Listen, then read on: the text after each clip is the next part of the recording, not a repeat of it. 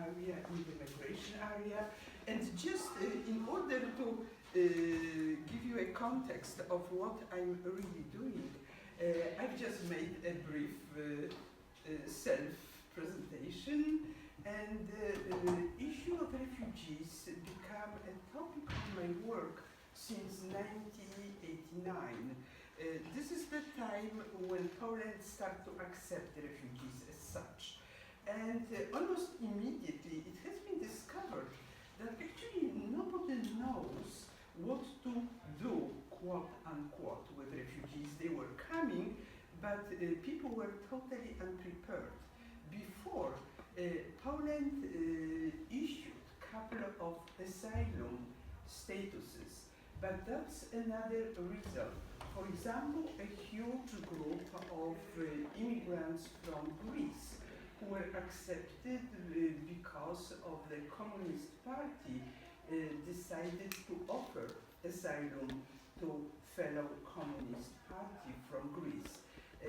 They came, but that was probably about it. Other than that, Poland did not accept the refugees nor sign the Geneva Convention. So 89 was just the beginning. And then I was almost pressed to start to do some practical work, to start diversity trainings. I have to admit that people were very open to receive the training, both on the administration level, but also among NGOs. NGOs who faced first care for refugees, organizing center for people seeking for refugee status. And then after that, the next stage of more broader migrant experience started in 2004. As you may know, in 2004, gradually hundreds of thousands of Poles emigrated.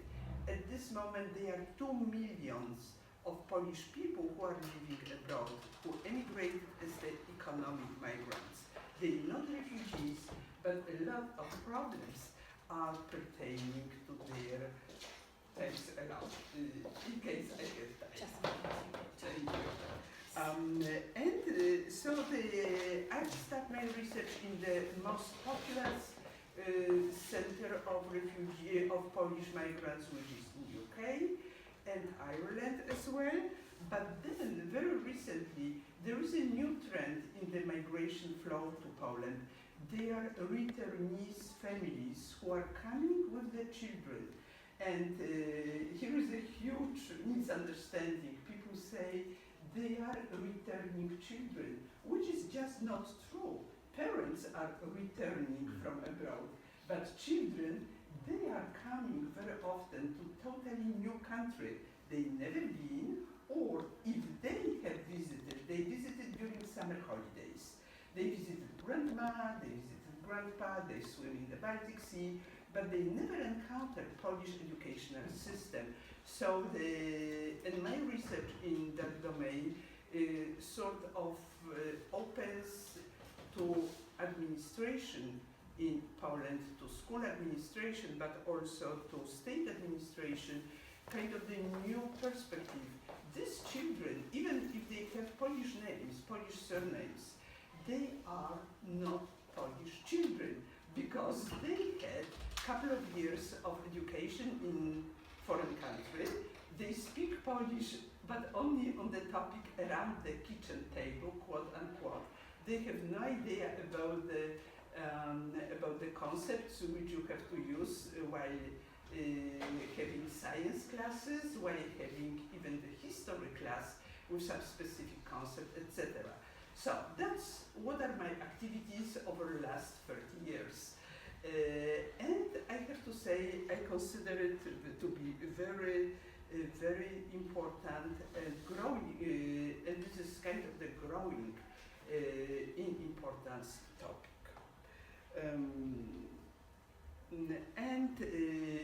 I've organized my presentation, which also includes some active part on your side, around a process of sequences, how people become refugees. This is stage process. This is not linear, not continuum. And very often we encounter person who applies for the refugee status in one specific moment. We don't embrace mentally the simple fact that these people are coming here after a long way. We see them when they are coming to the offices, we see them when they are coming to the centers, but we don't really mentally embrace how the long path, how the long road they have to manage before they came to Poland.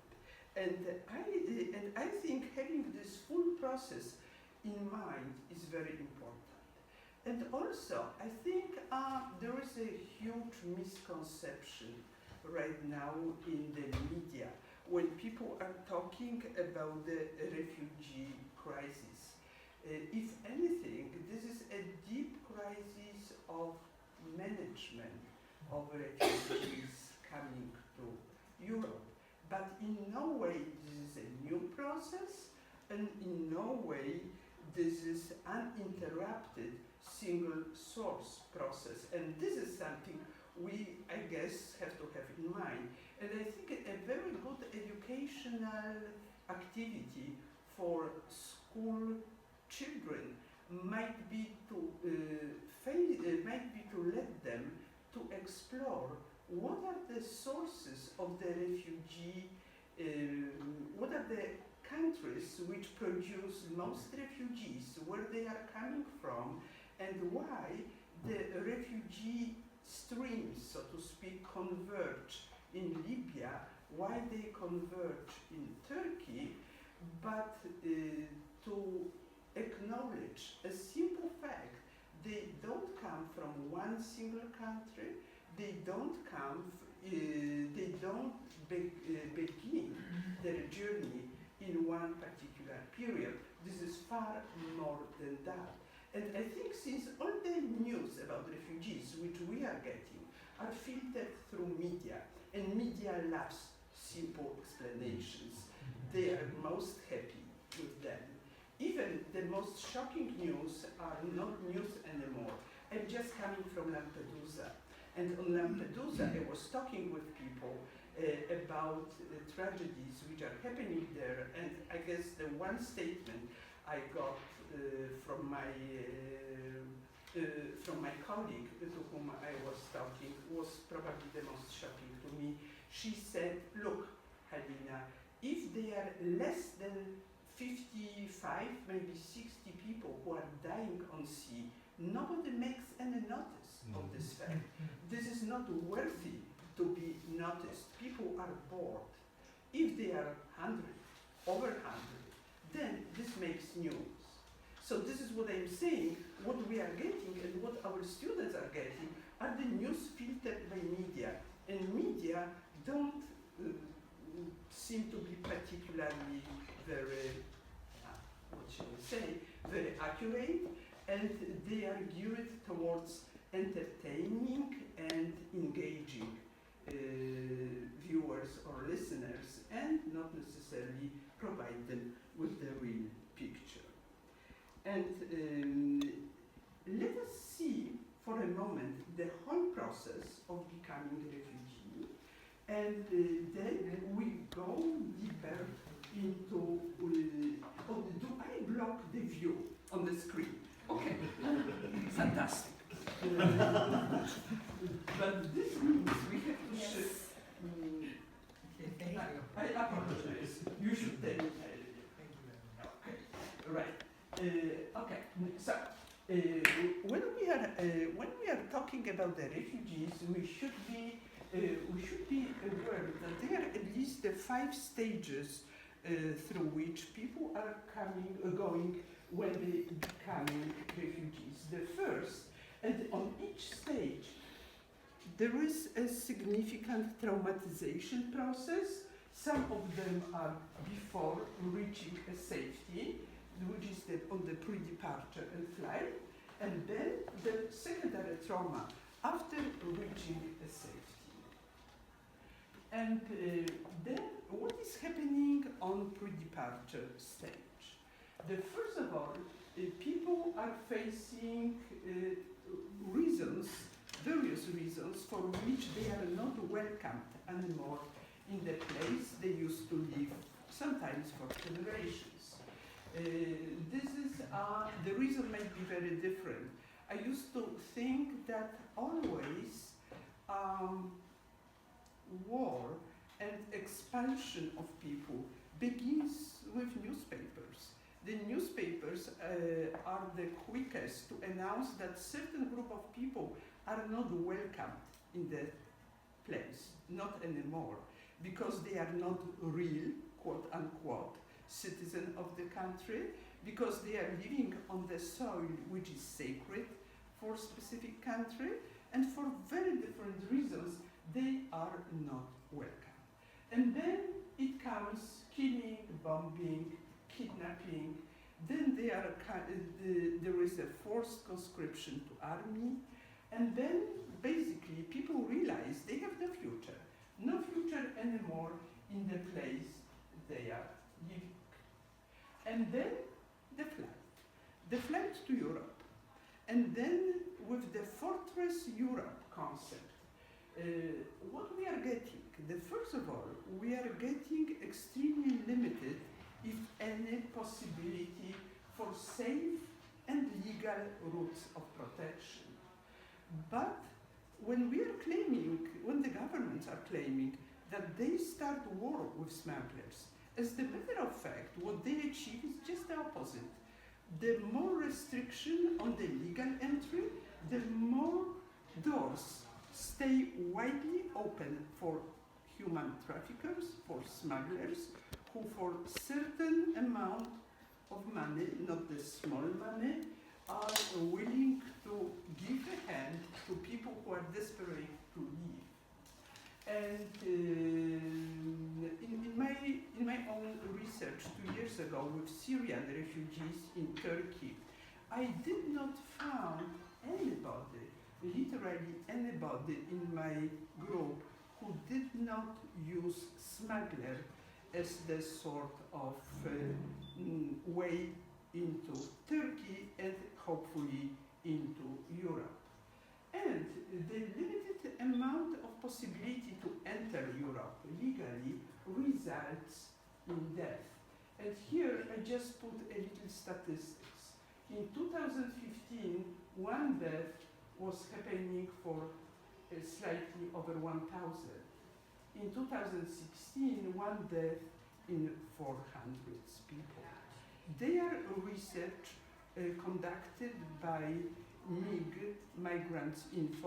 By the way, again, if you like for your students to give certain statistics, certain materials for exploration, you can refer them to this web page, migrant.it. It's on the internet, it goes under abbreviation MIG-MED-info, migration through Mediterranean. And since we are probably very often overlook a most vulnerable group of refugees, migrants who are children, I've decided to build my presentation mostly around children. Also, I think for your students, the fate of children might be maybe most appealing because of the age and sort of the something which comes closely to their own experience. And again, in the media, there is a discrepancy in describing economic migrants and forced migrants. Economic migrants are considered as the one who does not have a real right to be protected. They are going for money. That's the very popular statement. I just like you to see how the situation looks from the perspective of the child. As an example, I use the drawings from the book. I put the Polish title because the book, for whatever reason, exists only in two versions, Spanish and Polish. The book called Emigracja, Migration, And they are two Spanish authors who describe migration process.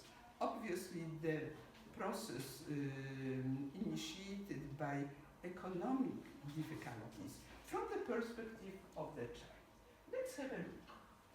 This is the, by the way, do you recognize the way of painting which you can see here? Have you encountered? Yeah? Mexican, exactly. This is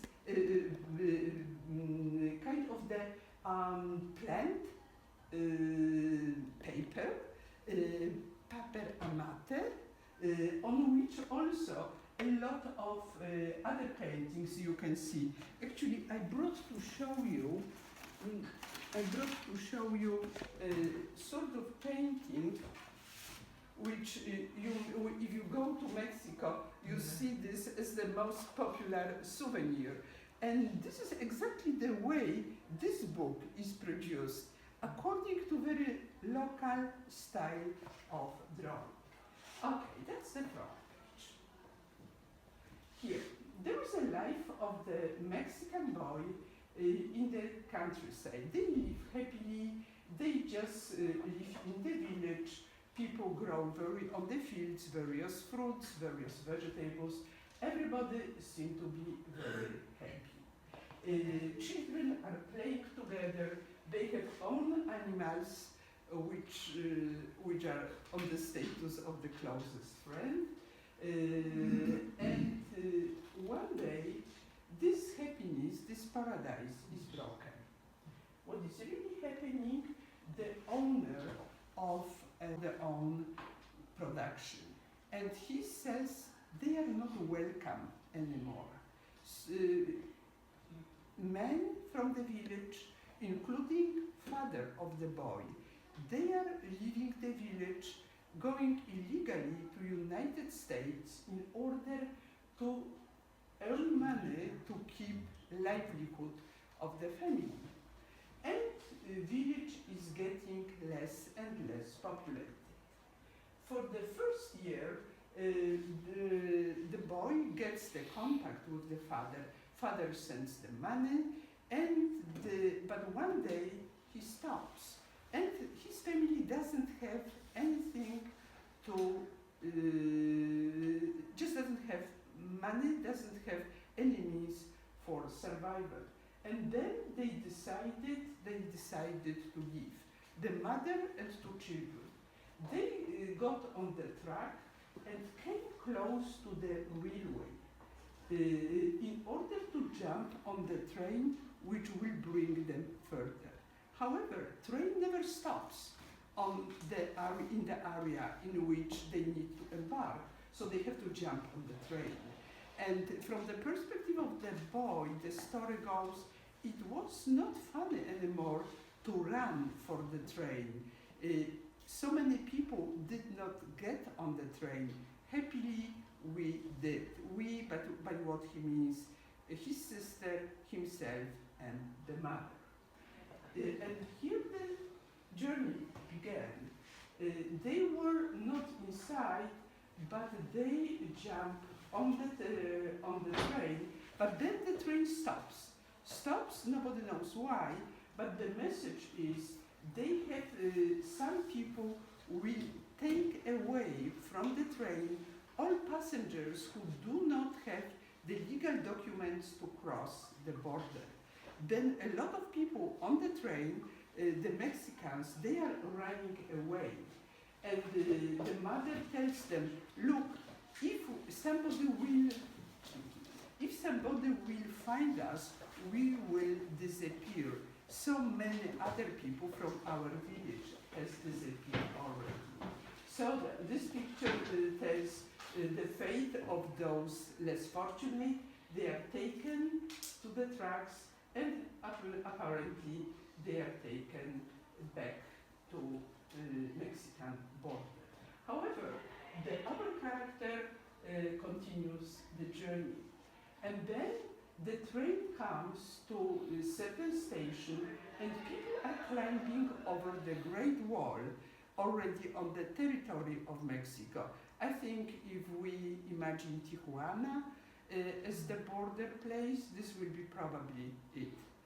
Actually, during my visit to Tijuana, I've myself faced rather, I would say, very much telling example.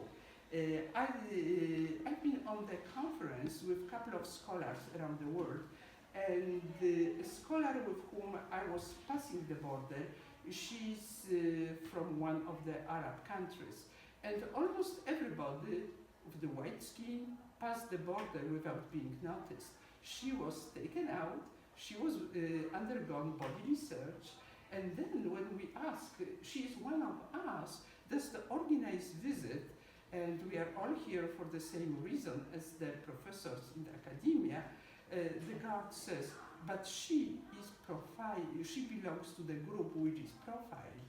And profiling means anybody who does not confirm being white-skinned, being apparently Euro-American look-like, is not that welcome. She was eventually let through the border, but just a moment. Okay, so here the guard, the boys, and people who approach the border are climbing over the fence. But then the story brings another aspect. The police comes, and police with the angry dogs which should be keeping people invading the border from crossing the border out. And after a while, however, the police goes back and people cross the border. And eventually they are coming to Los Angeles. To Los Angeles, which from the perspective of the child is like the incredible place. What is actually interesting is not necessarily a bad place for the first moment. It's exciting. He's coming from nowhere, from the village. He's coming to huge town, to the city with the multi-floor buildings. And he describes this as very new place. He lives in the building with many other people, and he says, I'm very fortunate. Next day we will start cleaning the streets. We are very privileged. And the last one, we even might find our father.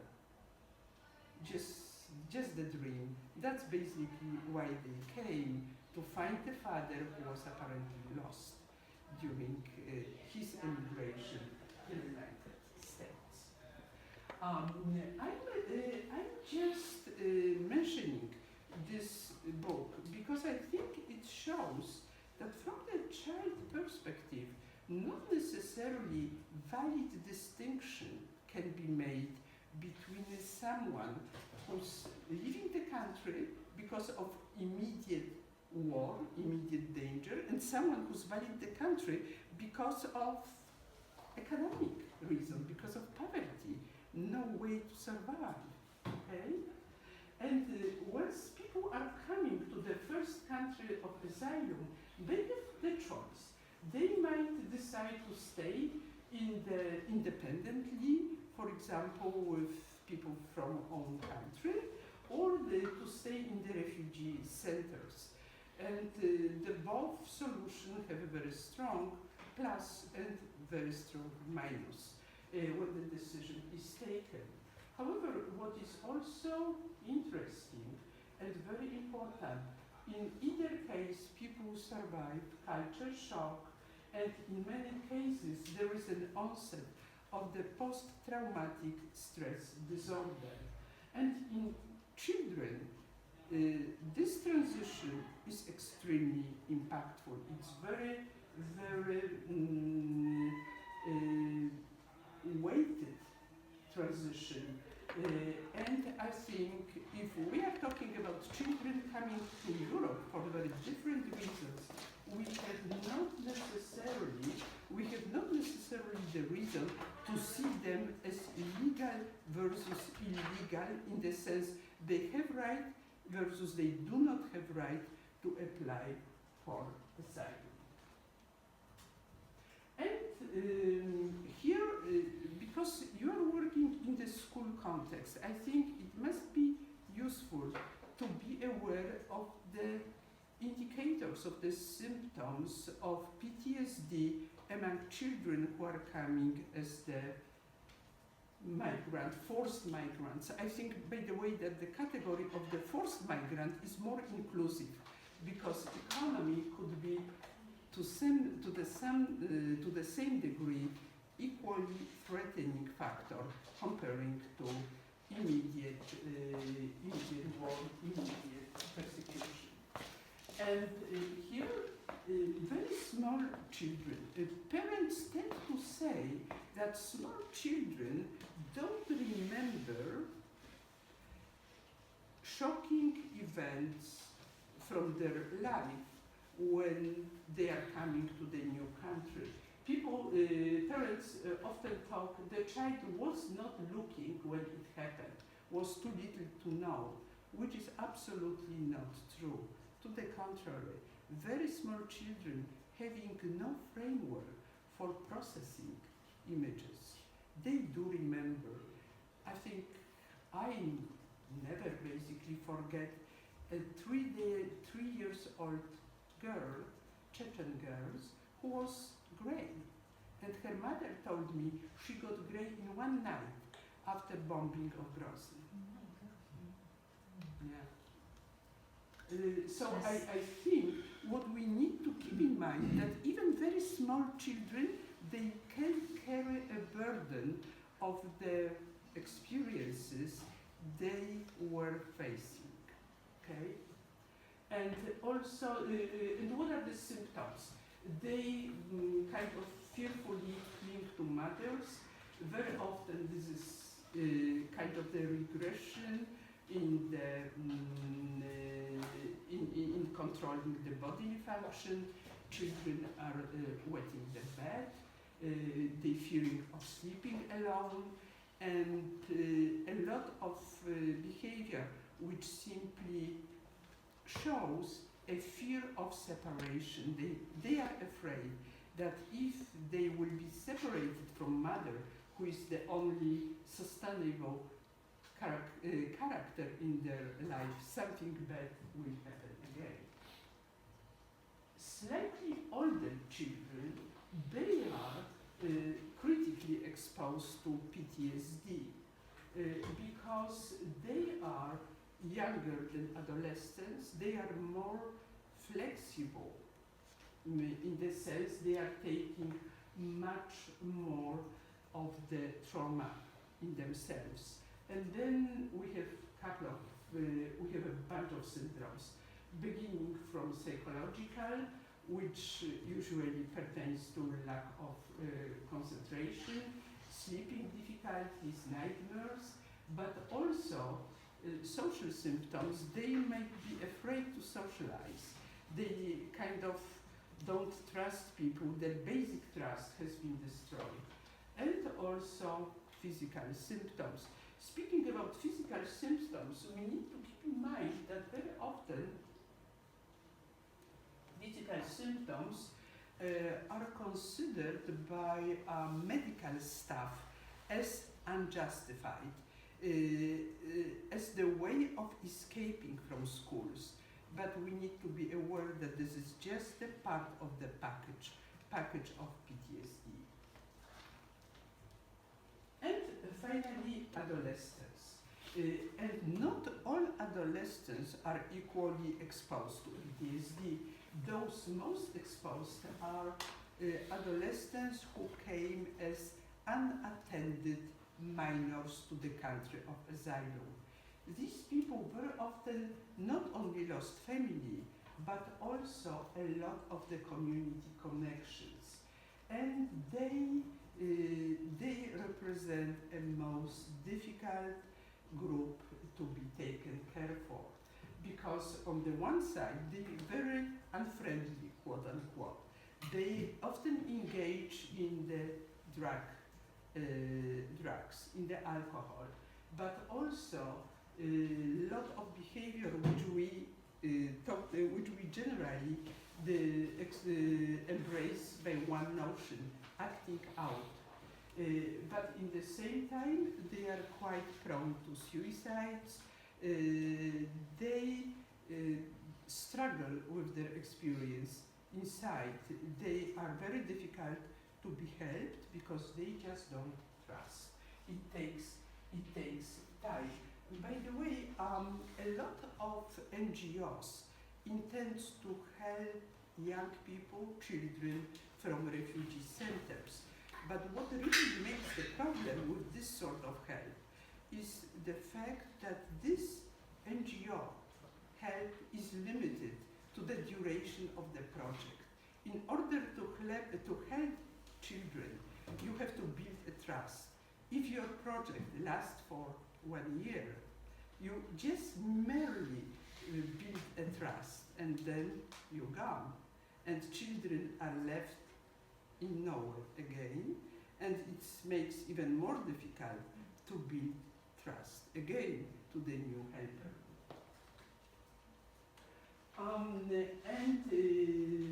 Boys and girls react slightly differently. Girls tend to take a lot of their experiences inside, while boys rather externalize by aggression, by violent activities. Both girls and boys suffer in the same way, but they express their suffering differently. And when they are coming in the new place, they have to readapt to the new country. And the adaptation means two things: school and social context. And now I would like you to see two clips from the movie about a refugee from Lebanon, the little boy Zuzu. This movie, unfortunately, has no English subtitles. However, this 3 minutes, I like two sequences for 3 minutes, which I like to show you, are very much self-explanatory. The first scene we're going to see, the boy who, after his parents were killed in Lebanon, he's transferred to grandparents who are living in Sweden. They are living in, grandparents love him, and we encounter Zuzu when he's about to go the first time to Swedish school. He learned a couple of words, he exercised the words he has learned. They are very simple, like oranges, like just the introduction. I'm Zuzu, I'm coming from Lebanon, I'm 12 years old. And then he's coming to school, and he's seated by school teacher among the group of children, but other than letting him to tell the name, not much is happening. And then he's encountering the first meeting with the school boys and the violence too. So let me show you this part of the movie, but here is your task, because I promise you are not only listening to me, but also doing some work. And here is your task.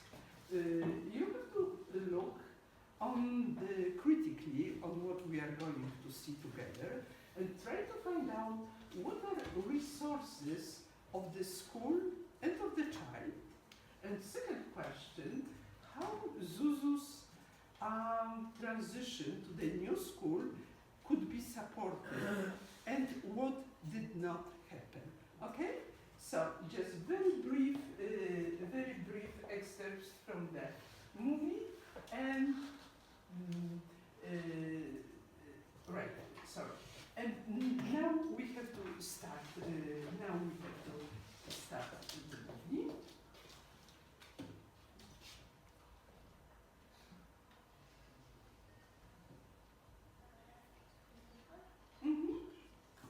This is Zuzu's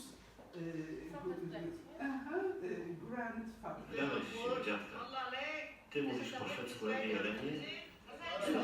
David Quarry, who speaks better in Swedish? Jasne, że pokażę. No to zaczynamy. Jak się masz? Skąd pochodzisz? His grandfather just makes very simple statements. Apparently his Swedish is not his strongest. And he Zuzu prepares to leave for school. I speak a little Swedish. Jag kan prata lite svenska. Pomarańcza. Orange. Apelsin. Äpple. Vin. Pryta. Skor. Beautiful. Björn. Jag ska gå. Du ska gå. Du. Hej.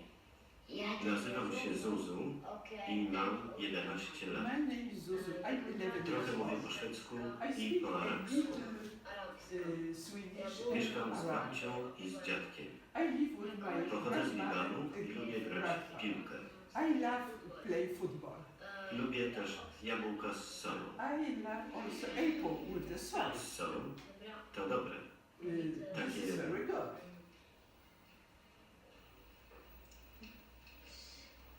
Kwaśne. Właśnie, This is kwaśne. sour. Ja lubię gruszki z solą. I love pears with Musimy salt. spróbować bananów z We solą. need to try Albo a bananów banana z with the pieprzem. salt. Cisza. Usiądź proszę w tamtej ławce. Take the seat in this bench.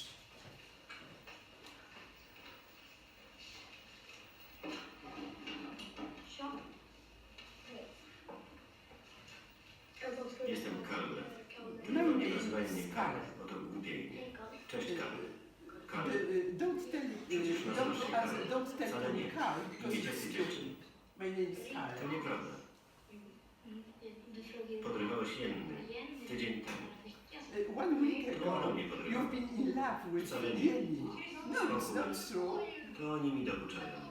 Mówią, że chodzę z Jenny, a ja jej nienawidzę. I hate Jenny. It's not true. I think it sounds, in this Pamiętajcie, age, że po sounds przerwie jest familiar. gimnastyka. And the teacher says, the next class is gymnastics.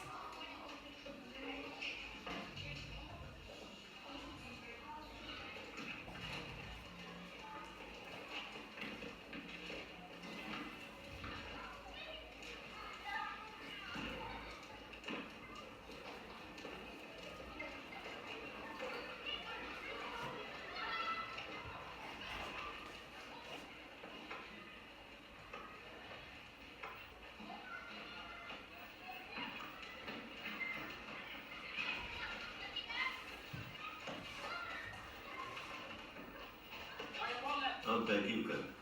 Give the ball back. Oddawaj. Give it back.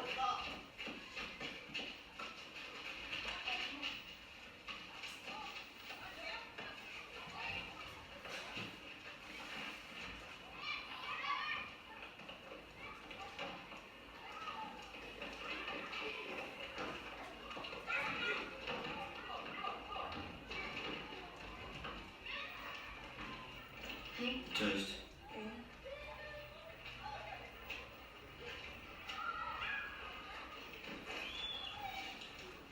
Ale duża książka. What the big book. Czytałem większe. I've already read the bigger one. Jak możesz czytać wszystko dużo? How you can read all To nic so trudnego. much? It's not Ja nie umiem. difficult. Też czytam. Czytam Bamse i Mała Skut. I also read. To nie książka, tylko But komiks. this is Wiem. the title. To czytam. It's the comics, not the book. I read comics. Chcesz grać w piłkę? Do you like play football? Nie wiem. Nie bardzo umiem. I don't know. I don't know how to do it.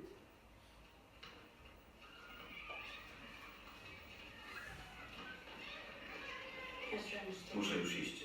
I need to go. Kto ty jesteś? Who you Nazywam are? się Zuzu. My name is Zuzu. Skąd pochodzisz? Where do you come from? Z Libanu. From Lebanon. Gdzie to jest? Where is this? Nie wiem. I don't know. A umiesz grać? Do you know how to play? Jasne. Przepraszam. Było dobrze? Was it okay? W miarę. Dlaczego poszedł? Nie moja sprawa. Why he? Pewnie musiał spadać. Co za różnica? I don't know. Nie rozumiem. Czego nie rozumiesz? My tu rządzimy. Zapamiętaj. We are Dlaczego? ruling Masz z tym here. jakiś problem? You better remember. Co? Przestań. Stój. Stop.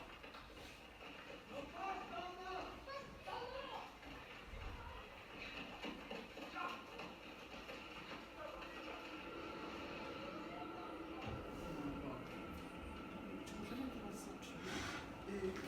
Can we stop?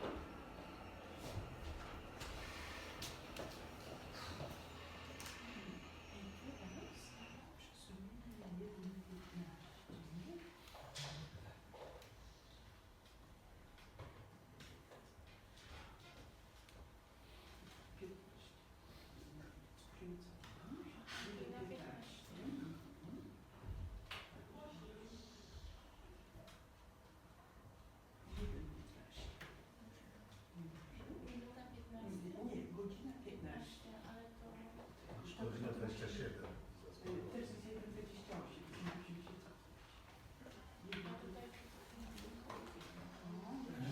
musimy się cofać. Większy. 30 sekund. Boże.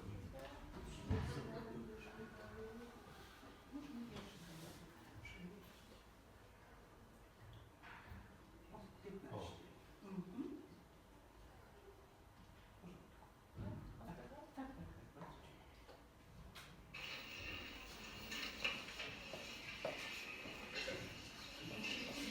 That's one of the next days of Zuzu.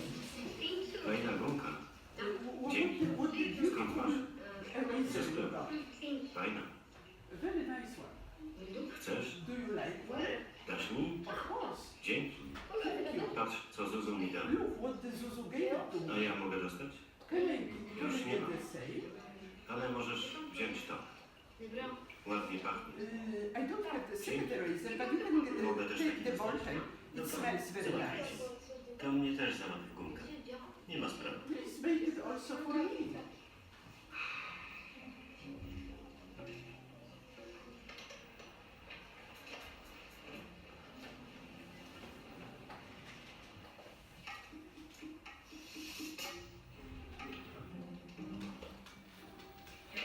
Poproszę to.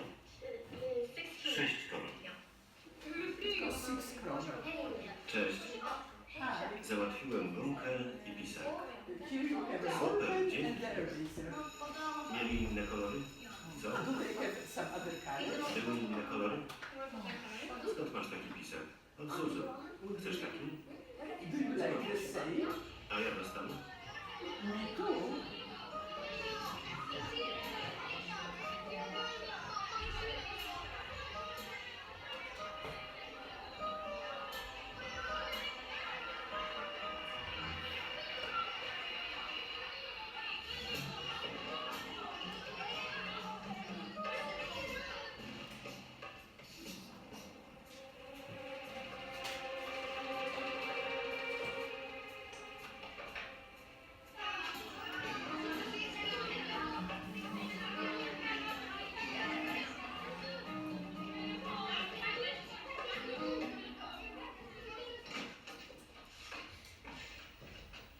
Przepraszam za spóźnienie. I'm sorry, I'm late. Zuzu, dziadek i ja jesteśmy w szpitalu. Grandpa and Nic się nie ma. we are in the Wieczorem hospital. pewnie będziemy w domu. Jedzenie jest w lodówce. The food is in the fridge.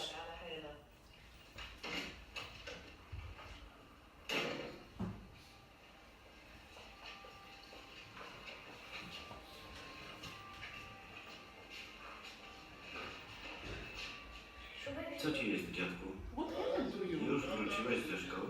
You are already back? Co ci jest? Spadłem z roweru i złamałam obie nogi. I broke my both legs. I fall from the bicycle. Obie nogi? Tak, trochę się połamałem. To blinde dan. Dlaczego babcia płacze? Why grandma is crying?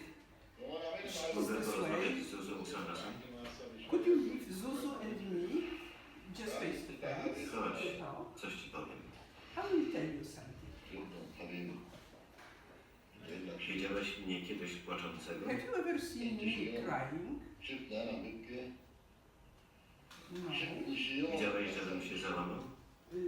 Have you seen me broken? Mój syn nie żyje. My Takie son było jego has died. przeznaczenie. It was his fate. Każdy ma swoje włosy. Everybody has own fate. Nawet jeśli będę cały połamany, Even if I will be completely broken, mam serce z żelaza i I głowę ze have stalu. very strong heart Chcę, żebyś był and jak very ja. strong will, and I want you to be my wife. Próbowałem dziadku, ale nie mogę. I tried, but Bądź no. cierpliwy. Nigdy się nie poddam. Never give up. Daj mi buziakę. Now let me kiss you. Niech Bóg da ci długie życie. Let God protect you.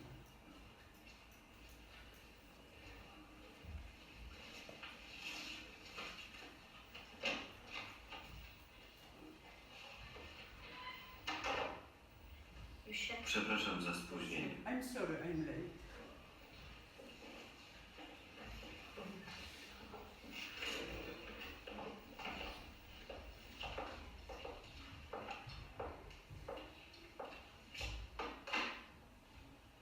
Co to jest? What is this?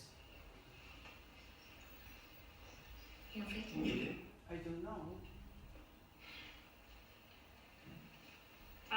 Wszyscy mówią, że to ty. Everybody says that Nie można brać rzeczy nie płacąc za nie. it's not permitted to take things without payment. Lepiej się przyznaj. Co? You better, I tak wszyscy wiedzą. you better tell that you have done. Everybody knows that.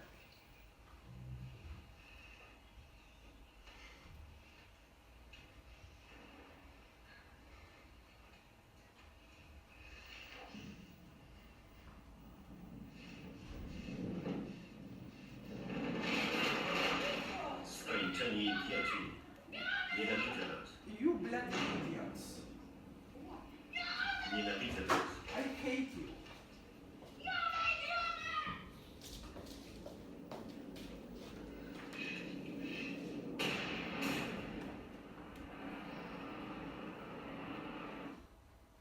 No już. I wrócił do prezentacji. Dobrze?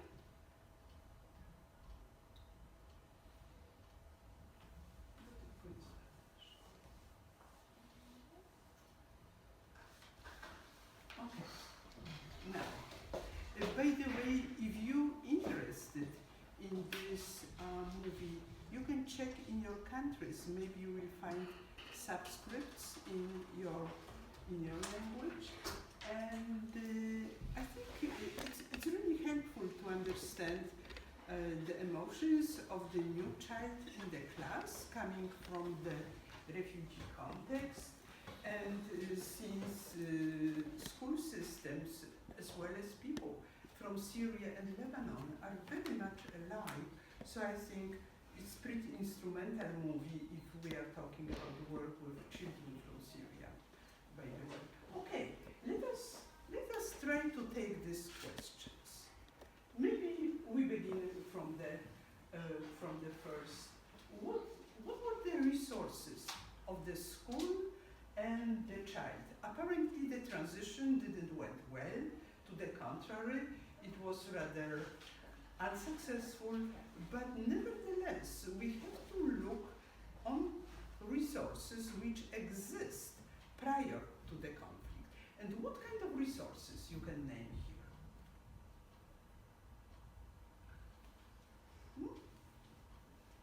I mean, there were no resources actually, because, for example, it means that for me that neither of the sides was prepared to that kind of To stuff. encounter. Mm-hmm. Absolutely, the school seemed not to be prepared and not informed. The kids were not informed how to behave, maybe, and they were not given any help. I mean the Swedish kids, and neither was the boy who came, Zuzu.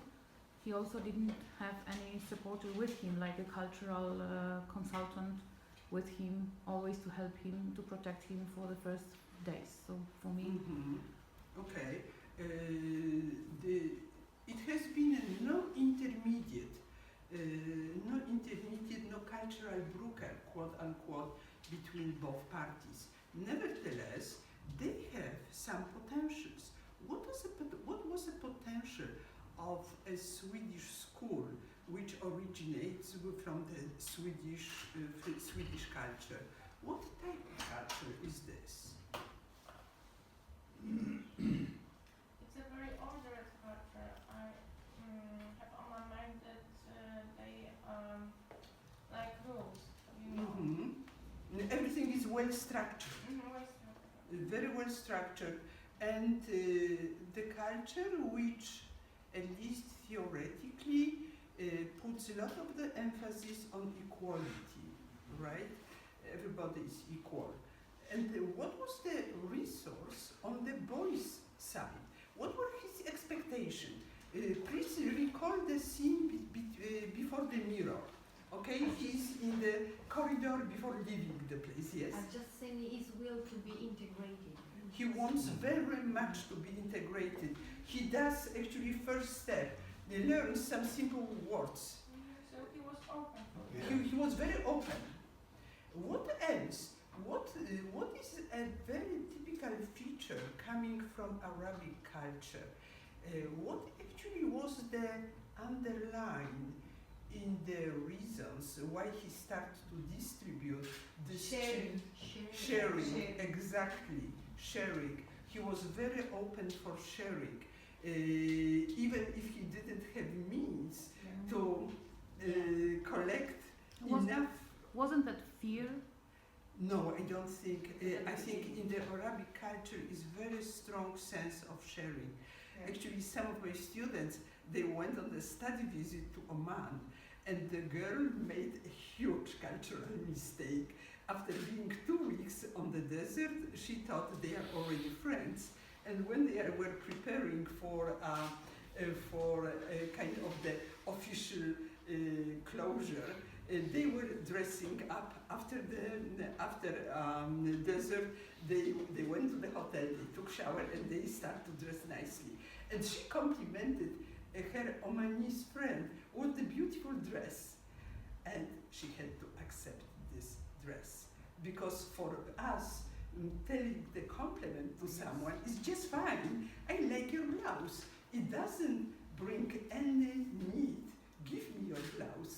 In the Arabic culture, it's just the way around. The dress was beautiful. Just take it. I have so many of them. Okay. So but actually, that was the message which never get through between children. Okay, nobody told children So that. no cultural background. No cultural background, absolutely not. And if you think of a better option, you already mentioned that a cultural intermediate person should be employed, right? To help both parties. The school to explain maybe what does it mean to be a refugee from the middle of the war. Teachers should be prepared. Teachers should be prepared. In my research pertaining to returnees Polish children, I also interview Polish teachers, asking them very simple question: have you ever got during your education 1 single hour of preparation how to work with the international class, with the international group? The answer was no, never. And how is it in your countries? And the same. Same. Yeah. However, now we have got something like MOOC. This is massive online courses which really deal with that matter, and especially about the cultural diversity and cultural newly arrived migrants or people. And sometimes on these online courses, there is the class which constitutes and just has 30,000 participants from all over the world, and they exchange this culture, and they share the ideas how they deal with these kinds of problems in their countries. And I strongly recommend these Teachers Academy and these MOOC courses. These are massive online open courses. This is the abbreviation, and this is provided by the eTwinning and all the Erasmus programs, and it's really, really worth. When somebody really looks for the information about the cultures, they can consult really almost live the people all over the world, and they will help. Thank you very much. Apparently this is not the broad, widely spread information, because in my research I really never encounter anybody who I have just finished first module. I still have got two to finish, to and finish it the really progress. helps. Okay, One of the activities in our project will be the privilege game, which we are going to end the project with, which will show how the privileges can differentiate the society. So I took this from that course, and it is really, really very suggestive. So I strongly recommend this. Then I can just give the links and send you all the things. Fantastic. I think that's the very important output of this exchange. What else could be done coming to our movie? School should be prepared. Boy should also get some cultural assistance. What else could be done? How do you think? Who constitutes caretakers for the boys? For the boy? Grandfather and grandmother. So they should be more involved in all the process. Yeah. Yeah. I think he needed more support from them. The grandfather still keeps in his mind and transmits to his grandchild the same tradition he had in the fatherland. Well, actually, later in the movie, there is the moment which you just don't know. You should laugh or cry, because grandfather, after getting from the hospital, comes to school to complain that his grandson has been beaten by the boys. And then the director of the school asked the boys, "Have you really beat Zuzu?" And they say, "No, we didn't." And director says to grandfather, "Well, we have to trust children. If they said they didn't, they didn't." And then grandfather decides they have to sort it out between themselves. And he says to Zuzu and to the boy who has beaten him, "Okay, you can fight, but one by one, not couple of enemies on one. It's not like the honor battle should be." So of course it ends up with the violent conflict with the director, by the way, not with the students, and apparently this is not the way. Therefore, I'm just thinking that if family of Zuzu will be one way or another involved in transition, given more information. Apparently they were living in their own secluded cycle, maybe with other people from Lebanon, maybe from other people from some other Arab countries. They have very limited contact with Swedish culture. Okay, and then if we are talking about care for refugees, what is very important when we create support projects, how we are caring for mental and physical balance. Very often projects differentiate as if only mental balance or only bodily balance really matters. However, the very important is re-establishing of balance in the family. A lot of projects which are coming to the war-torn countries, they are aiming in helping in the way we in the Western countries consider proper. For example, psychotherapy. Psychotherapy for victims of rape, psychotherapy for victims of violence, which we in our context consider a right way. However, in many cultures, this is the worst possible thing you can imagine. They are shameful, painful events with, about which you never speak with anybody. You just don't. The life has to go on. You shouldn't dwell on your previous experiences. And this is why I think cultural sensitivity in offering help is extremely needed. I would say the Western organization, Western NGOs tend to assume very paternalistic view. Something which works for us should be working for anybody else and for everybody. And that's very far from true. I would say this is one of myth which can be very destructive, which can be very, if incorporated, very painfully developed with the help for refugees. And also, we believe that most needed samples, groups of refugees to whom help should be issued are women and children. Why do you think this myth is so strong? Why people tend to concentrate Because on women and children are considered the weakest people. Okay. We should to carry them and every time, everywhere, and that for people that if you make something wrong to the children or to the women, it's not good. It's almost punished. It's almost a crime. Yeah. Should be punished very quickly. But now I have a question. What is the cultural background of the conviction that men are strong? Easter. Because they have to provide the food for family. They have to protect family, they have to be strong. So if men don't show any trauma, any stress, it means they are strong, right? I think Not so. Not so. not so. But when we are planning supporting activities, we tend to concentrate on women and children. Yeah. The one thing is the expectation which we have about men, and the second one is reality.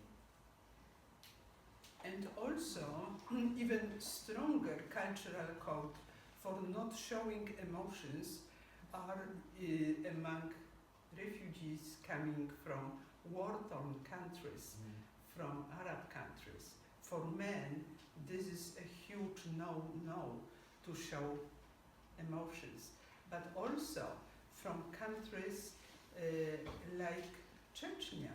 A lot of refugees coming from Chechnya are victims of brutal rape, are victims of torture if they are men. But there is very strong conviction they are strong.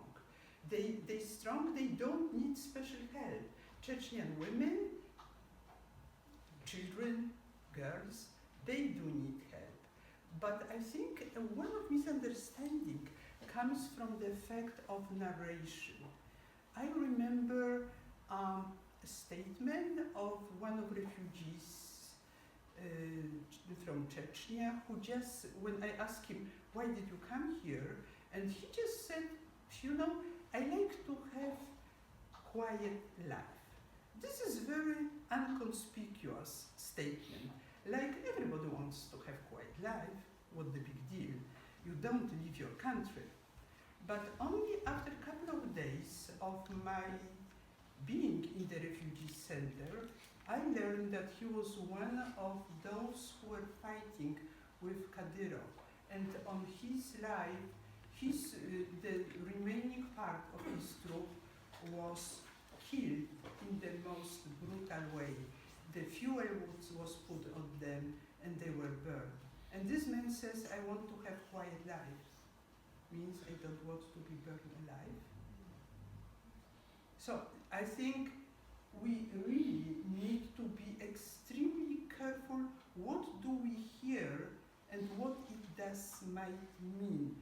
because very simple statements, which might be almost counterproductive for getting any real help, might have a huge weight which is culturally specific, which is culturally very, very significant. By the way, what are the ways you, from your experience, from your countries, know as the working ways of supporting refugees? Could you share? How does it work in your countries? Because you represent so many countries, and how does it work for you? What kind of help refugees are getting? Well, Yeah? yes, I'm from Greece. In our country, we try to welcome refugees. Now, it's just for welcome. We're not getting ready to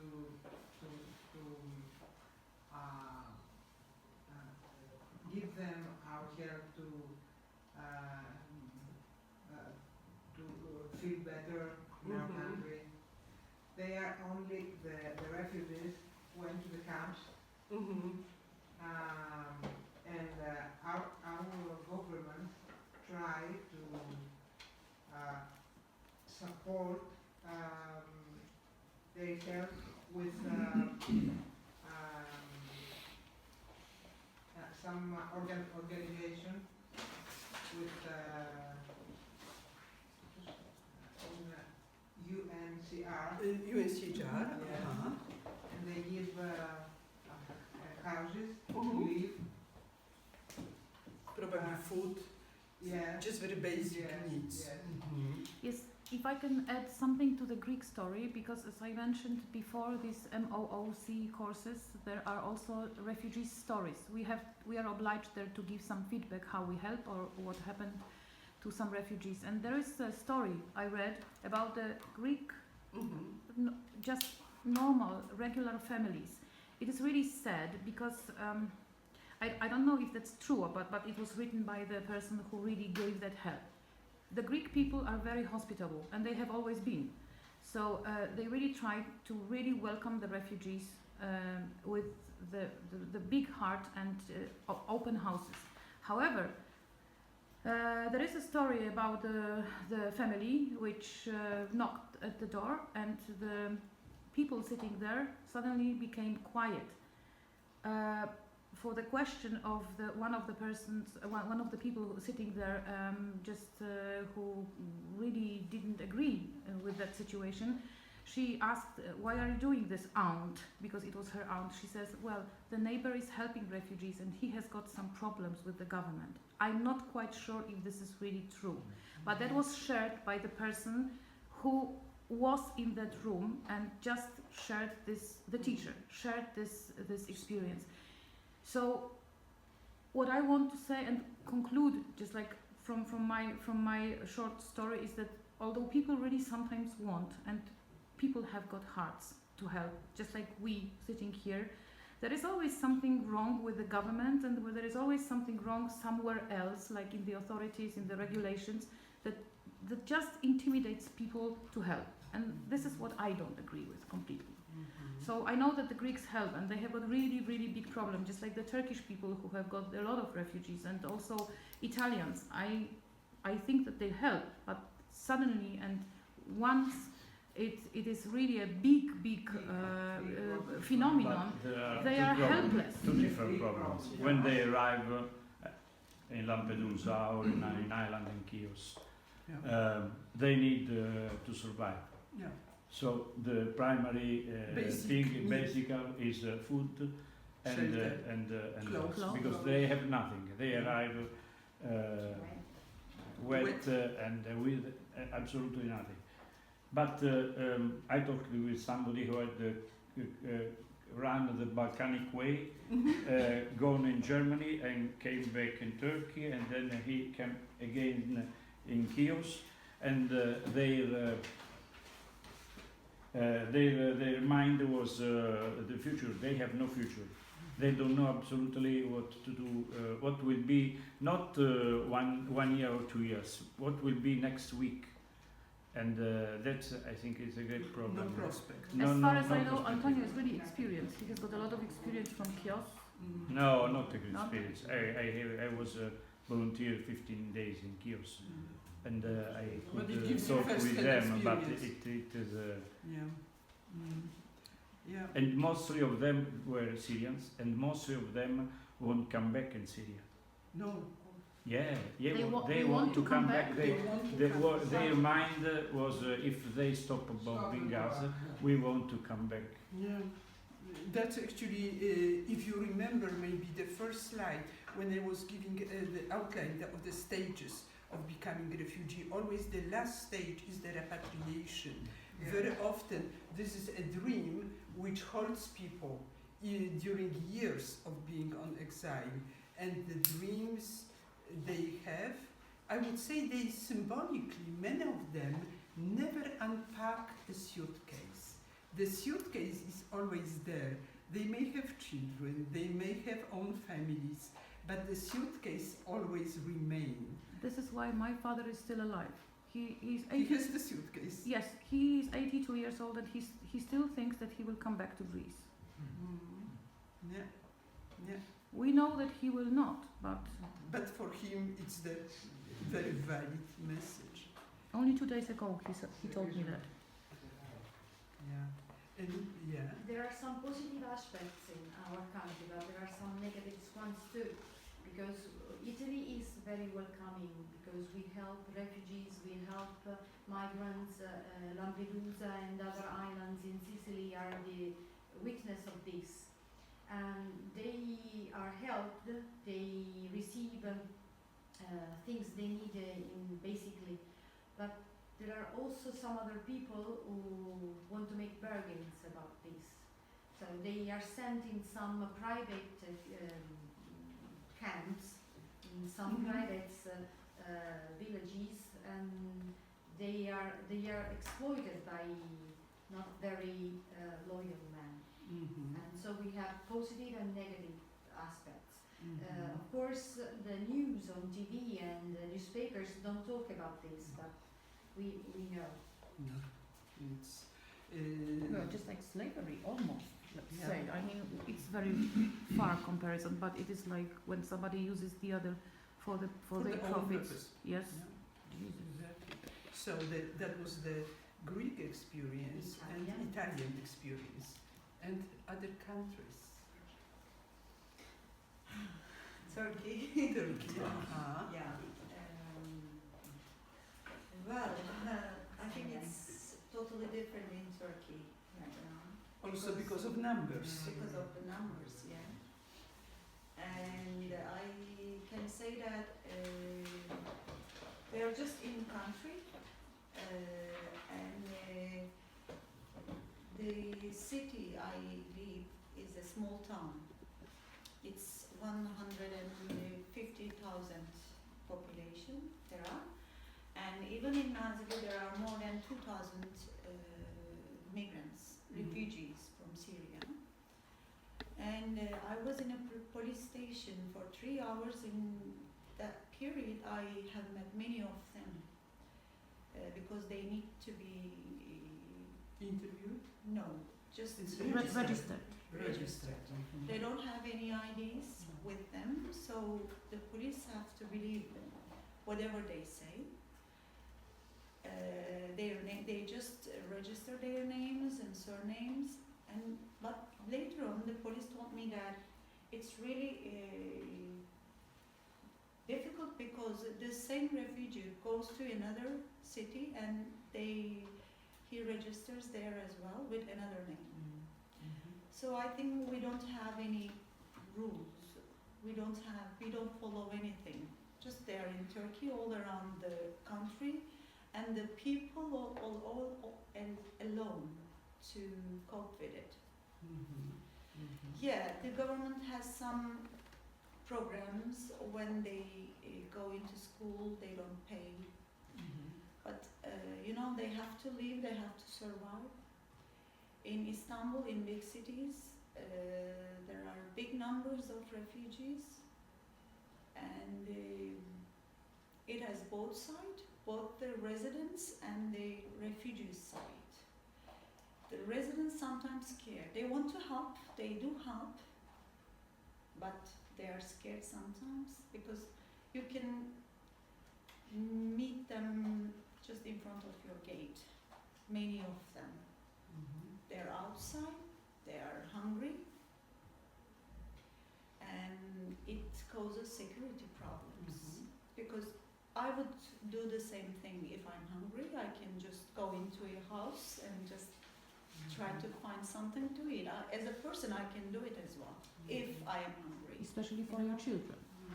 You know, or they have children. Yeah, of as course. well, So yeah. you will do everything for your child Yeah, first. they're in the streets, begging, asking for food, and they are not, you know, it's more than we can manage to support them.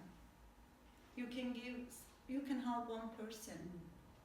I can do it without thinking. As you said before, our culture, sharing is really important. But nowadays, people are scared because what about us? We're thinking, what about us? And another perspective, we know that they're human beings. And it's really, sometimes I think that all those are, I don't know, it's really theoretical. When you meet them face to face, everything is different. They are dying, they are hungry, they are cold outside. And the worst part is the ones who are escaping, running away to Europe or other countries are the richest ones. I know. The ones who can pay Yeah. for the smugglers, to the smugglers. €2,500 per person. That's the fee. The police say that sometimes they send back to them, to Syria, but in 2 hours they come back, the same people. Yeah. Well, during my research, in Syrian settlements in Istanbul, I was talking also with Turkish people in the neighborhoods.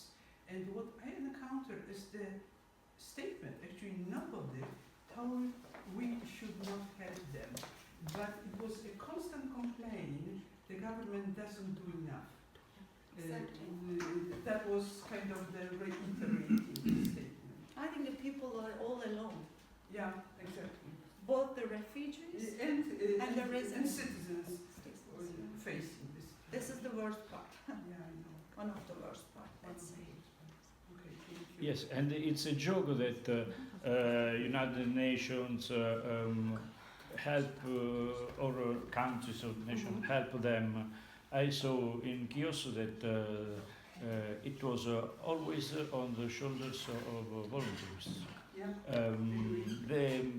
There were organizations which gave them food for breakfast or lunch or dinner, but without any money from the government. from government, but not from Greece government, from United Nations or I don't know. I had to buy with my money some towels for the children and or other things, and each of us it was the same thing. It was a Norwegian organization, and they took money from Norwegia and bought shoes, some polo, something for children, because they had nothing and nobody gives them anything. And also in Norway, there is a very strong movement right now, the community movement, to accept refugees in their own houses, and on the very structured way, I have to admit, to provide help. If you commit yourself to help the refugee family, you are getting almost the schedule, how many times you have to take them, let's say for some, how many hours you have to spend with them, invite home, accept invitation by them, bring them to the nearest city, to provide sort of the cultural guidance for immersion for some period. So I would say Norway put a very structured way of helping them, and that's certainly one of the wonderful experiences. Also in Heidelberg at the university, my colleagues told me that there is a waiting list of families who are willing to help refugees. There are more Germans who are willing to offer the help than the families on the list. And right now the waiting list is half of the year. Sounds optimistic after all. I can see all the non-verbal communication that we are about to finish. No, it's not. No, it's not. Don't look like this watch. No. Don't look at this watch.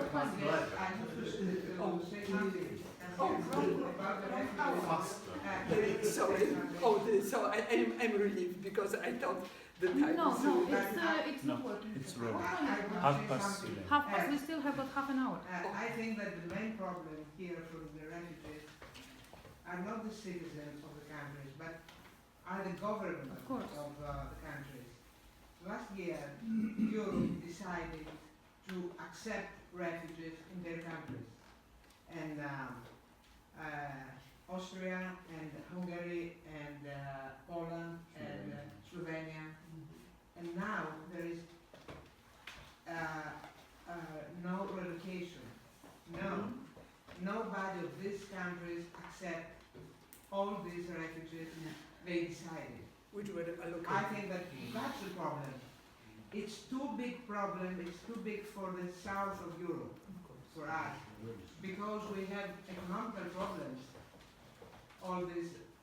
So the countries have to find a solution.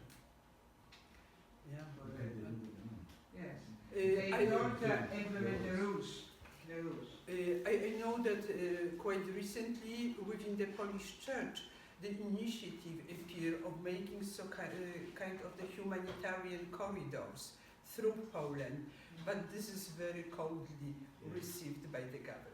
Yes, but I think this is will be useless if they go on in destroying and in bombing, because in Syria there are more 6 million of persons who are trying to go out. If they don't stop the civil war, the holy war, the war, it will be absolutely useless to accept 100,000 of persons, and then you have 4,009,000. But still we are talking about them as if they were just like products. Still they are humans, and we have to help. I mean, the whole world has to help until they stop this bloody bombing, because really something has to be done. And that's why we just opened the project, because I know that maybe this is only a small amount, but maybe somehow we can help. This is just at least one drop. Yeah, yes, at least, but maybe drop to drop. However, well, this is absolutely right what Antonio says. It will continue endlessly, absolutely endlessly, if they don't stop bombing Syria.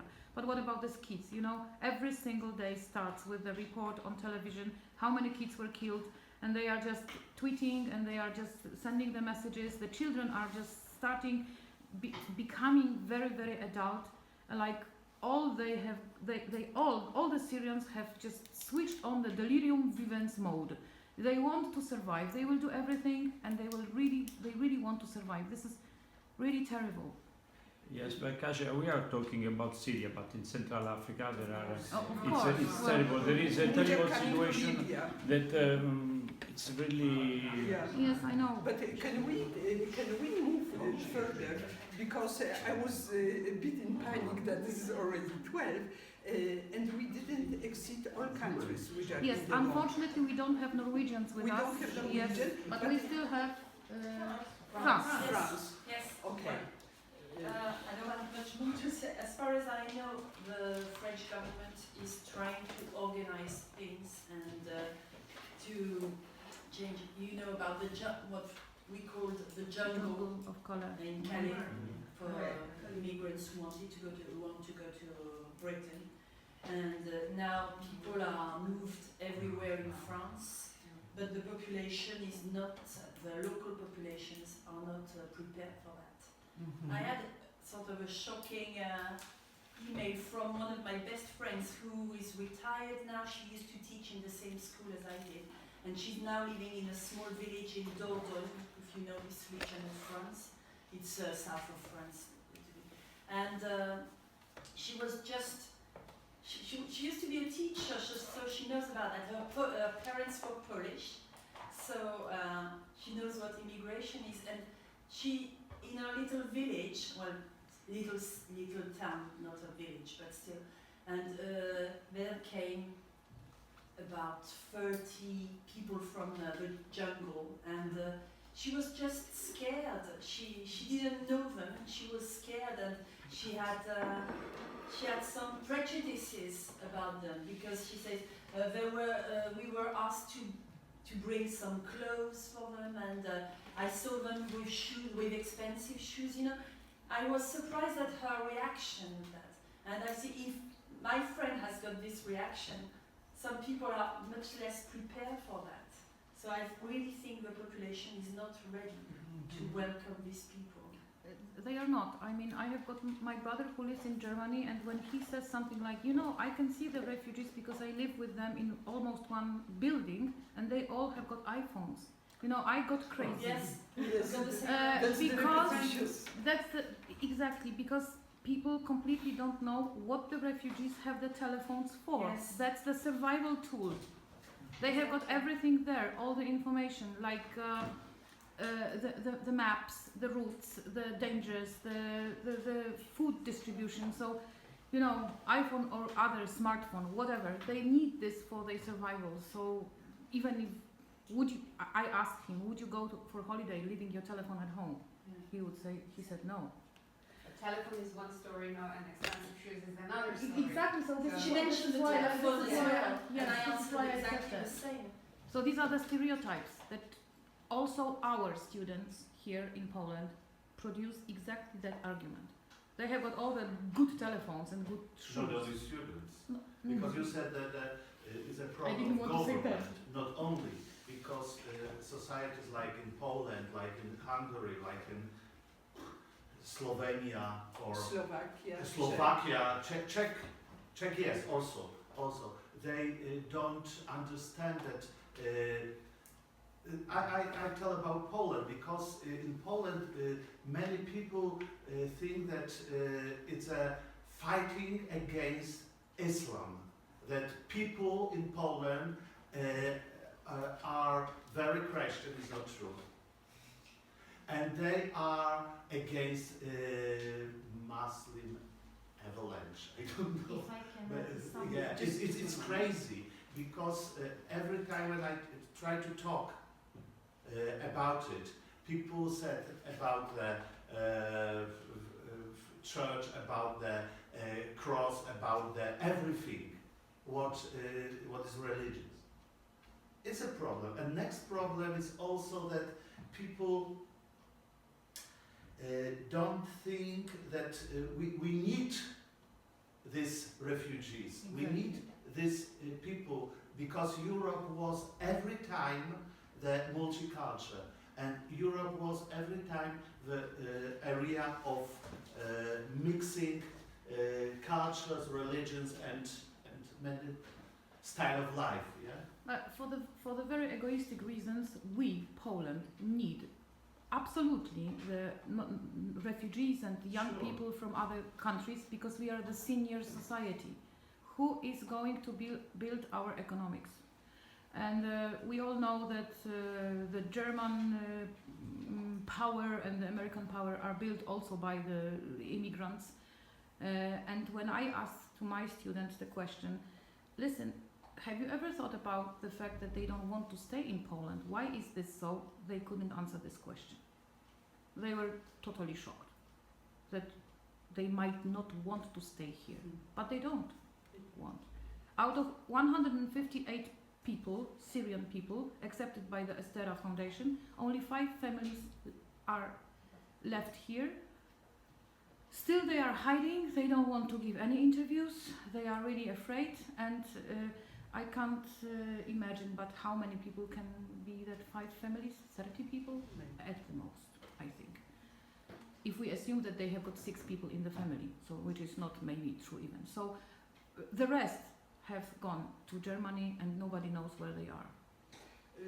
From my interviews with refugees, Syrian refugees in Turkey, when I was asking them, because I was working in the Swedish team from Uppsala University, and when I was asking people to whom we were talking,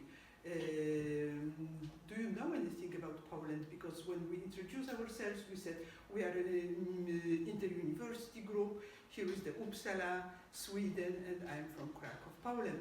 When the Uppsala, Sweden was mentioned, everybody said, oh yes, I have my grandma or my cousin in Göteborg or in Stockholm.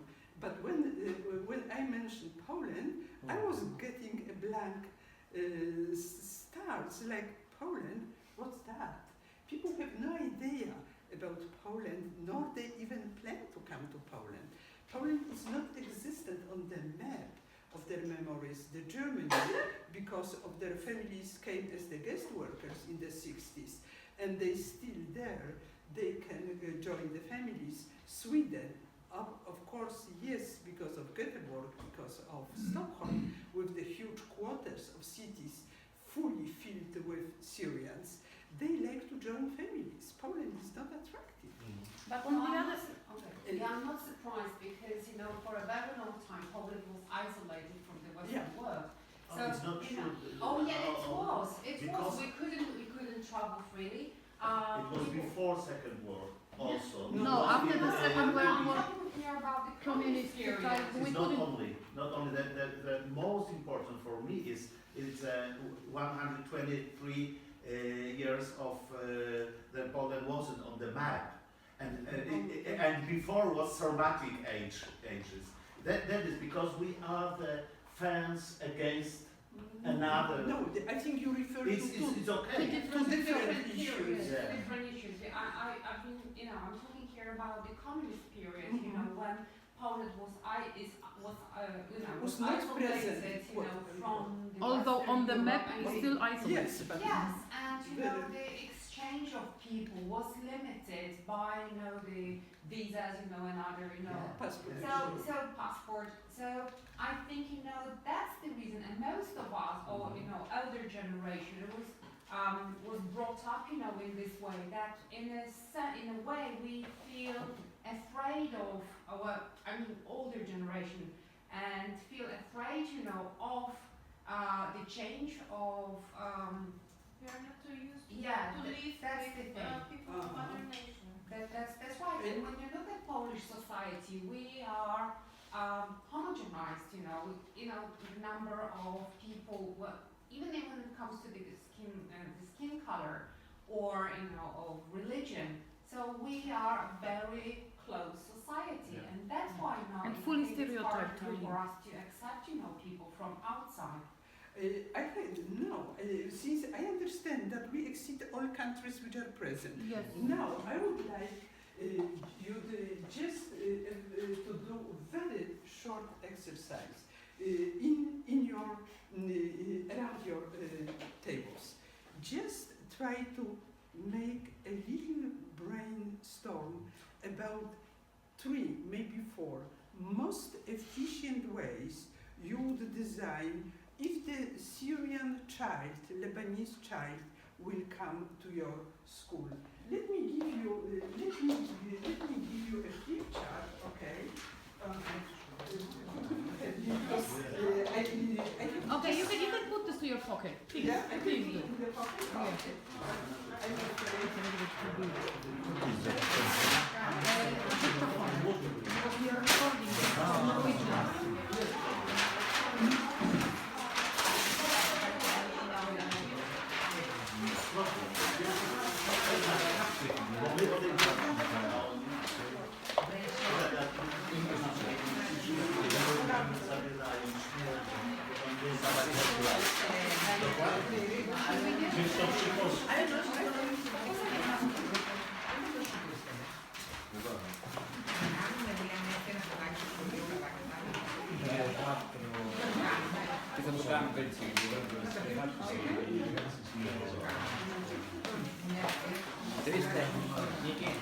Queste essere frasi, questo sta libero, piano piano. Okay, we have. Can I have your attention? We have 20 minutes. Attention, please. We have 20 minutes, maybe 15, because then we have to exchange. Just design in your local context 3 or 4 most efficient approaches to include boys like him into your school. Okay? Just the brainstorming, no good nor bad answers. Every answer is good and if it serves a purpose. And then the last 5 minutes we'll exchange your products. Okay? 3-4 sentences.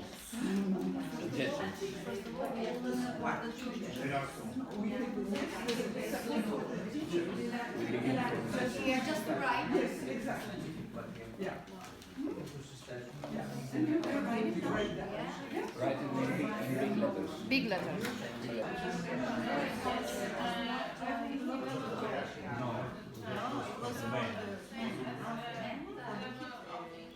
When to hear. When to hear. What's the situation there? Because the news says that it's a very bad situation. Including these days, because now, after all these months, we have fights now. Because the situation is very stable and everybody wants to do something more than to be there. The problem is that Kiosk was a touristic In the center.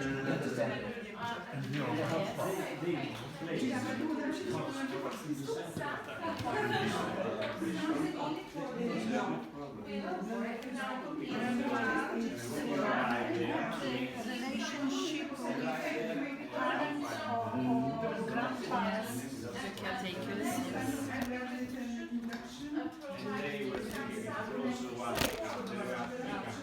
Family.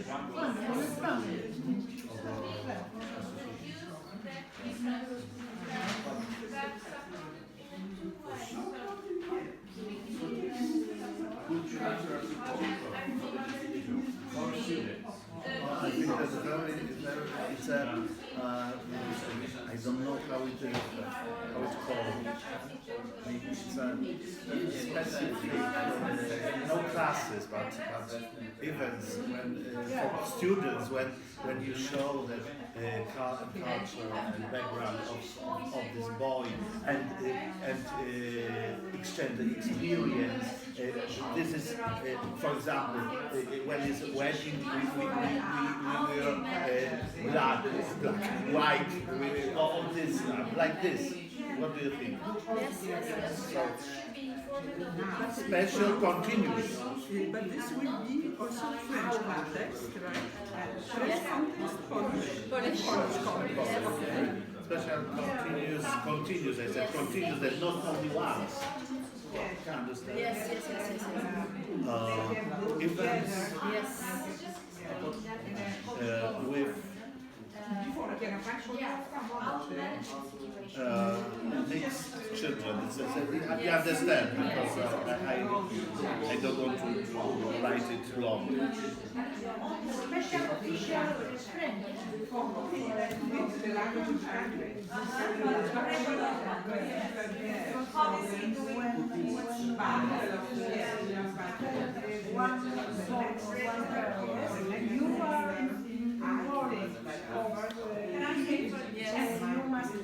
Sort of tutor, Like tutoring. like a student tutor. Okay. Yes. Together, not with the others. Student. In the car, yes. And what about France? The same? Of course, To develop. to It's okay? No? No. I think that I should change my job.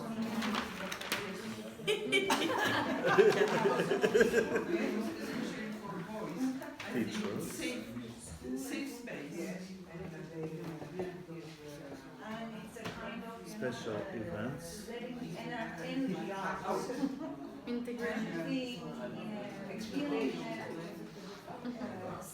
Language support.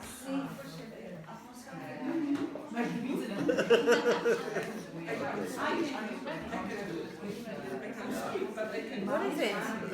It's a tongue and mouth. Devil tongue. Yeah, lips.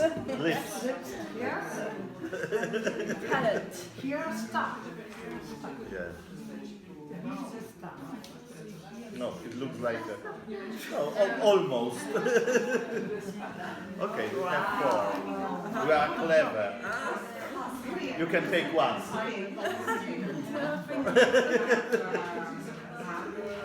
It's pride. Okay.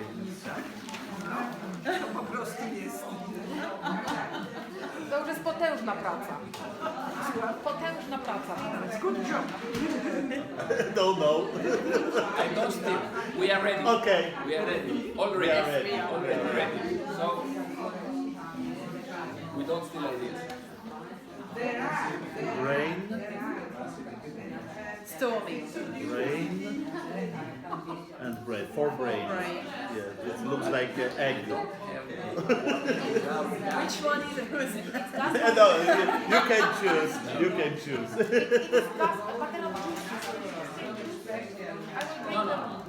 What's happening? I can Slightly. It's okay. Slightly. Or what? Or coffee? More coffee? There will be a 6 coffee break in a coffee. second. I think we We are not hurrying you up. Just take your time, please. no, I can see that everybody is very active and basically the job is done. Therefore, okay, can I have your attention? Okay, since I can see that all teams are already ready, so maybe we can begin to present, to share between the teams, and then so we have enough time.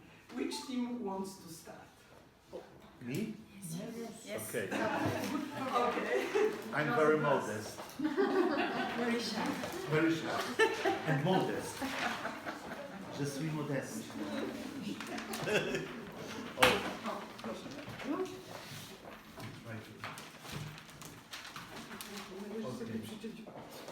It's my first time on the stage. So you're kidding. It's true.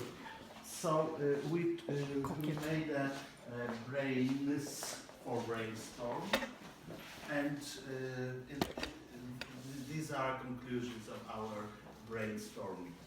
So first is teacher's training. What does it mean? It means that we all teachers should learn about culture of this boys, girls, children, of the background, contact with his environment, so with parents, family, like this. Good relationships is very important to establish good relationships with family. He was the Lebanese grandpa and grandma. Yeah, student tutor for it's a very good idea of my boss. So student tutor is like a friend. One of student who wants to come and be with this kid and show him, her the solution of special continuous events with mixed children. What does it mean? It means that many interesting events like, for example, exchange the experiences, exchange the about the style of life, about the, everything. For example, in Lebanon there is a grey or yellow dress for the wedding. In Poland is white. Like this, it's very simple but very, for us, for example, very Needed. understanding. Sorry? Okay. It helps to build common understanding. Sure. Sorry, I'm very nervous. Janusz, Language don't support be. for him, her is very important because maybe it's exchange that he will teach us his language, and we will teach him our, and find out her talent and give support to develop, for example, football or Piano playing. Which you can hear our Chinese people are playing. Movie making. So, thank you very much. So to summarize, you've been stressing the buddy system, the system of the peer tutoring, and also building on the strong aspects, not on the deficits. Building on resources, not on the deficits. I think two very important things. Now, let's move to the second group. What you have except of things which are already mentioned. Can you introduce your ideas? Okay. I hate doing it with teachers, but let's try.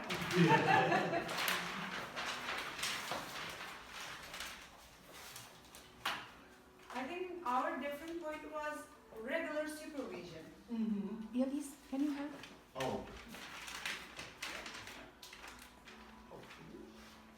You know more about this art than I do.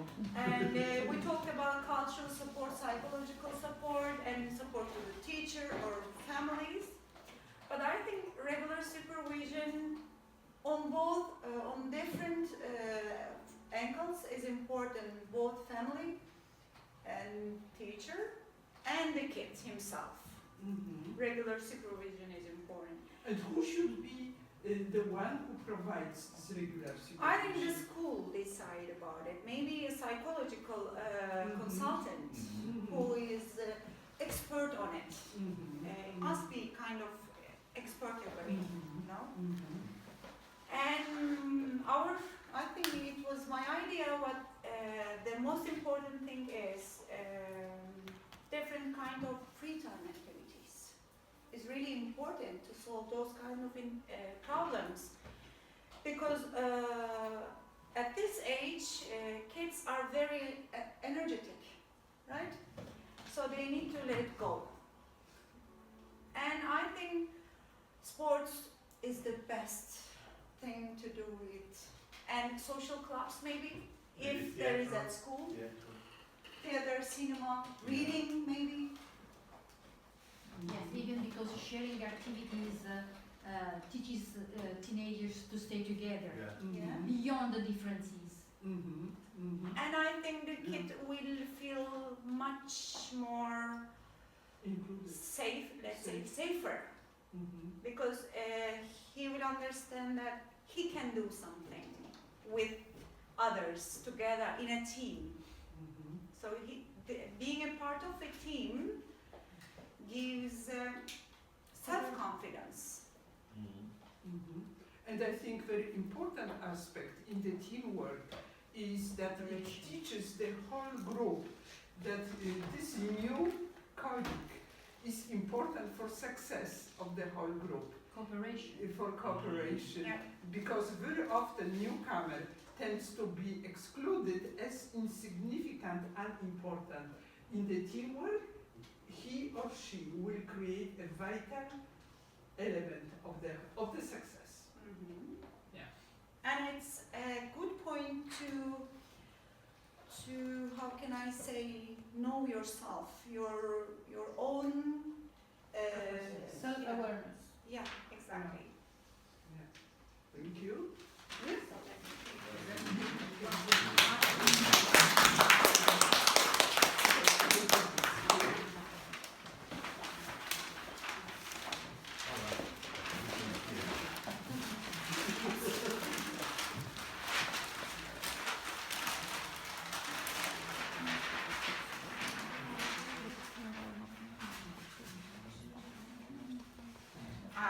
I think that it's the same with the others. The first thing we have to introduce to the other children and advise the other students to work together and play, and to make teams to play together in sports plays. But I think that the difference is in a teamwork, we want him to express his emotion, his problems, and his expectations. So Can the you other, elaborate a bit? yes. What do you mean? Could you provide some details? When we have a teamwork, maybe all the children, when they work together, they express their fears about the teamwork, about the cooperation of the in a workshop. When we have workshops for Task delegation. yes, yes, the students express their fears or their emotions. So the new child will do the same. And of course we have to know do you mean, for example, do you mean that if I want this person to be on stage and he has got a kind of discomfort, she or he would have the Yes. occasion to say, no, I don't want, okay? I want to do something else. No, I don't know about the fear and the emotion for the new country or for the new situation in our country. Unknown. Huh? Well, actually, a very good, sorry to interrupt, but very good tool to help sharing some experiences and not to single out a refugee child as the one who has big migration story behind, is to just to put the map of the world and ask the child to show his country, of course, earlier to prepare the child, because he may as well not be aware of that. But then ask the remaining children, could you please tell me to which countries your family emigrated sometimes, or in which country your family is living?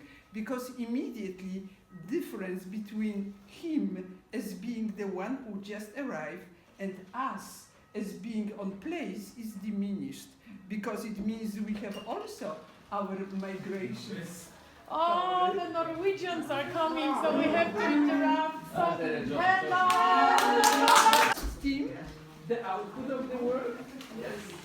Actually, I think most of the ideas have already been presented. First of all, we decided to place on the list the idea of appointing a so-called body for the student that has just come into the school and is not really certain what to do and how to function. So we actually assign a fellow student to provide help, information, support, to be a friend. Secondly, we've placed an idea of the so-called induction period, so that the newcomer has the chance to, let's say, to have some warm-up period during the initial stage of the stay. Moreover, we've got the idea of appointing a personal tutor, so a person that would, one of the teachers that would actually be a kind of buddy, but a more official one, like, you know, to present the structures of the school, to, let's say, be a judge in some problematic cases, especially among students, you know, so that there is some higher force, not just the body. but also a family advisor, because the student is not just the student, but there is also his or her background. There are people who also need help.